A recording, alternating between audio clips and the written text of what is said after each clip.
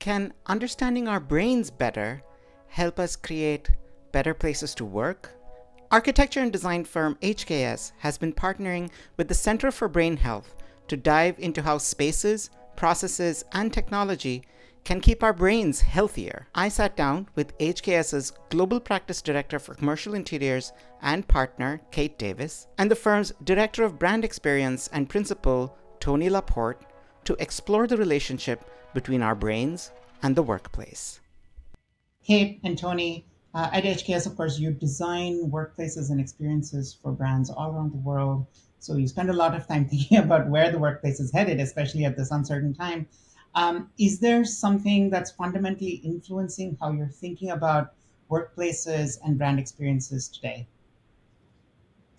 That's a great question, Avi. And I think, a lot of people are really trying to figure this out. What is the role of a workplace? What is the role of space in this, you know, post-pandemic, endemic kind of state that we're in? And one of the things that we really dove deep on is brain health and cognitive fitness, because there's been so much in the media about the impact that this has all had on people. Mental health issues, they should have been top of mind before the pandemic. I think they've really come into a new light and a new understanding.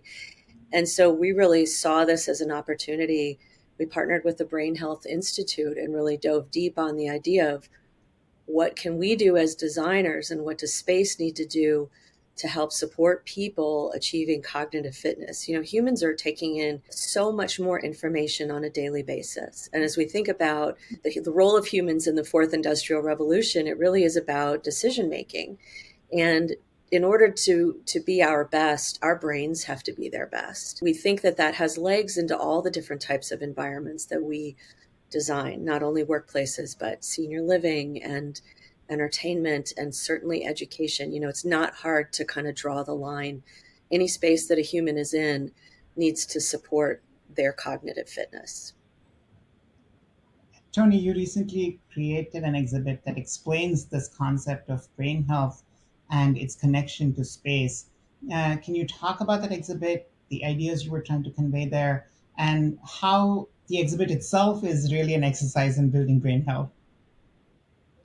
Yeah. Thanks, Avi. I think two of the main findings from the brain health research was that we can design workplaces that help improve brain health in employees, and two, employees need to be a part of that brain fitness too. They have to be a contributing factor. So the exhibit that we created was all about educating our staff in our kind of like in a public area. We created a pop-up exhibit that would educate our staff on how to design workplaces to improve brain health, and then also educate staff on how to understand cognitive fitness, how to understand how you personally need to be intentional about your day, how you work within a work ecosystem, not just the office, all the tools that an employee has. So trying to educate both the designer and the user of the space to understand how to improve brain health in the work experience.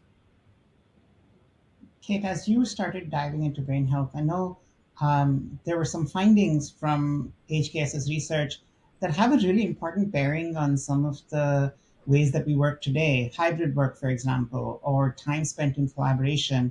Can you talk about that? What is the relationship between cognitive fitness or brain health and the ways we're working today? And how can we shift the way we work today to, you know, build that cognitive fitness? One of the things we found out is humans are creatures of habit, right? And I think, leading up to the pandemic, we saw workplaces really move towards universal planning, open office. And I don't think there's anything wrong inherently in those ideas. What became wrong was that we were multitasking so much at our workstation. And that wasn't the right building block for the workplace. What the brain really needs is it needs variety. What we discovered is we need consistency. We found that people doing the same thing 3 days in a row, whether it was working from home or going to the office, had, reported better engagement. But then once you get to wherever it is you're going to work, you need to vary the places you're in based on the task that you're doing. So go do focus work, not at your workstation, but in a huddle room or in a focus room. collaborate with your peers, move to a Zoom room, even if everyone is just on Zoom. That there are these triggers for us as humans to perform our best by moving our spaces and creating that variety. So that was really important. The other piece of that is, as individuals, we really need to think about designing our time.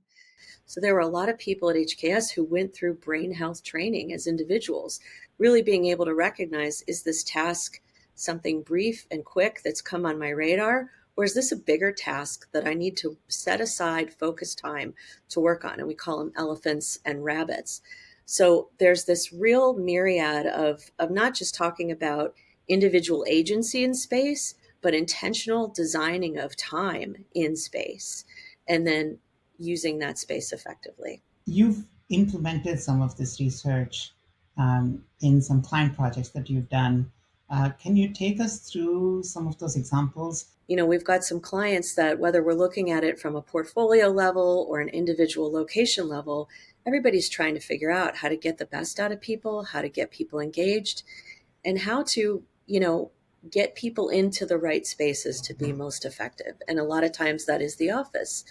How do we get people into the office? Some of our research, in terms of both work from home and brain health, suggests that a lot of younger people don't have the space to have a dedicated workspace at home, or live in a shared, home with roommates, or prefer to be in the office because they want that mentorship. They're building in their career. We could have made those assumptions, but what we did is dig in a little bit further with our client about what their population is, what their hiring practices are, and what those people want and how they actually work. So we deployed a how you work survey to their group and talked to the managers about the business goals for each of these groups. What we found is they're hiring much more experienced workers who they expect to come in and do the job. There's not a lot of training. The collaboration is really around product development.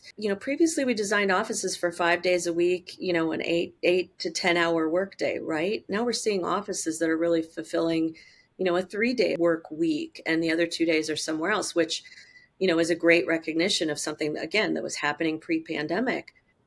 So both of you obviously think about brain health a lot, think about cognitive fitness a lot.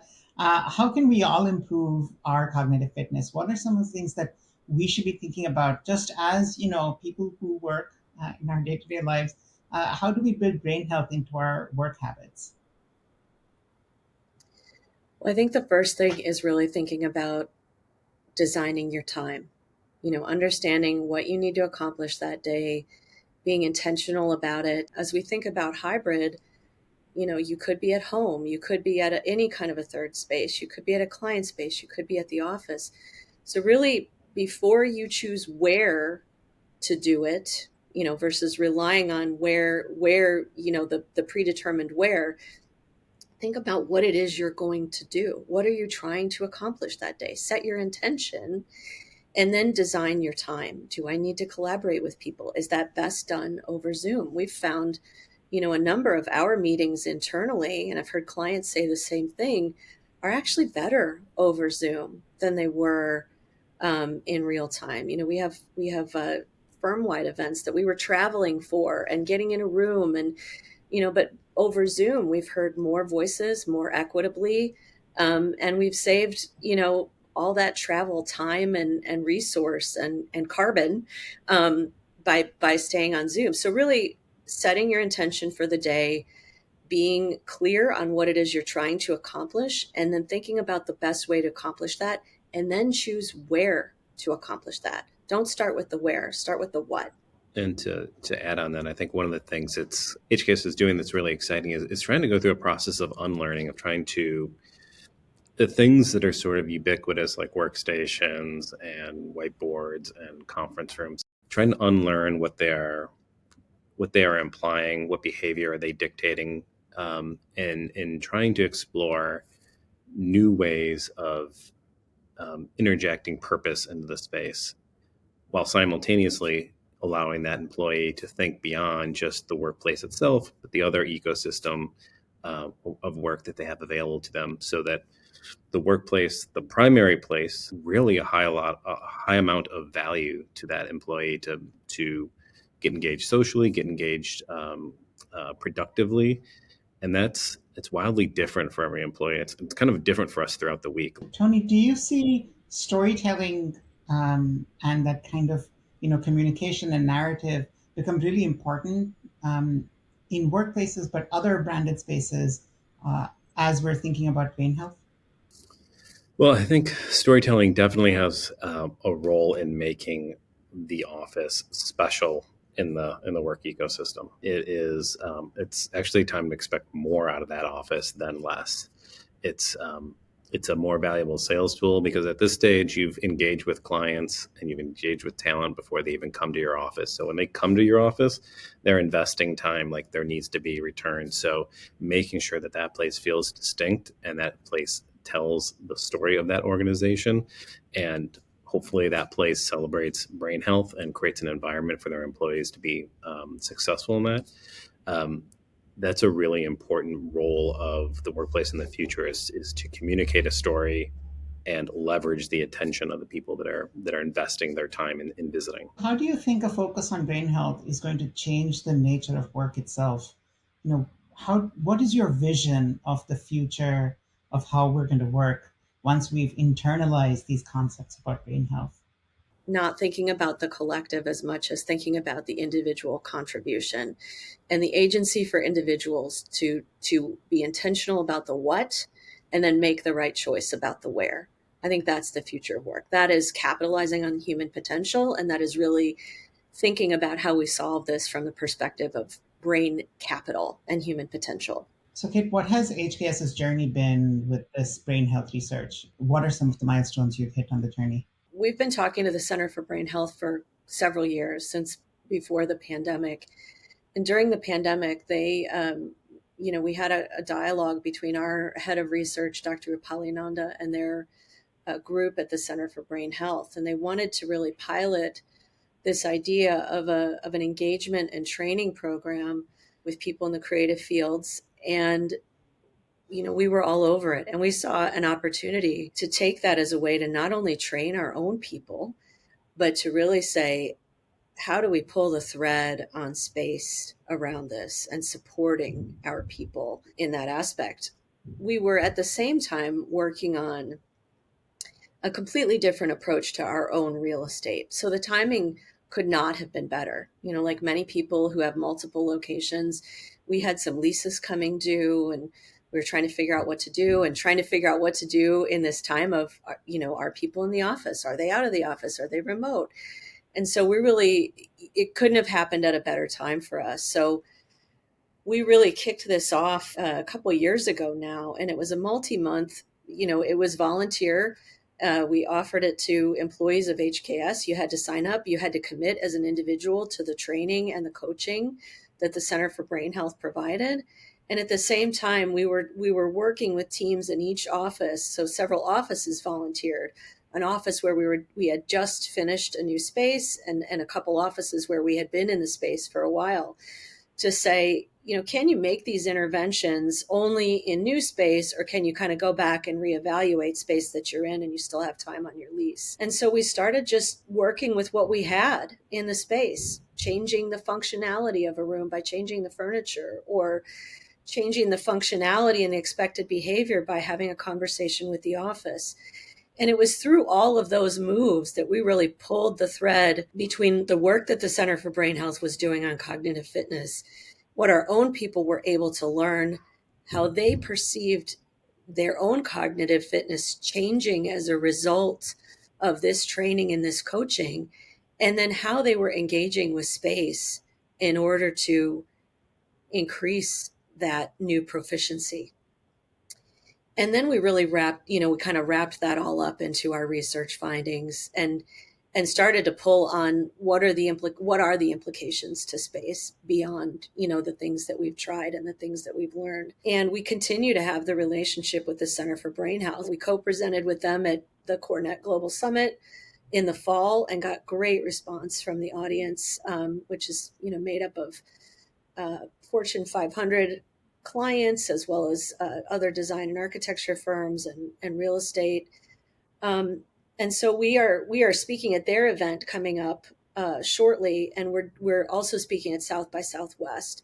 So we really are focused on, this is huge, and we want to get the word out there. We want people to understand that you can expect more from your space, and as a result, you can make it a more attractive place that people want to be, because when they leave, they're better humans.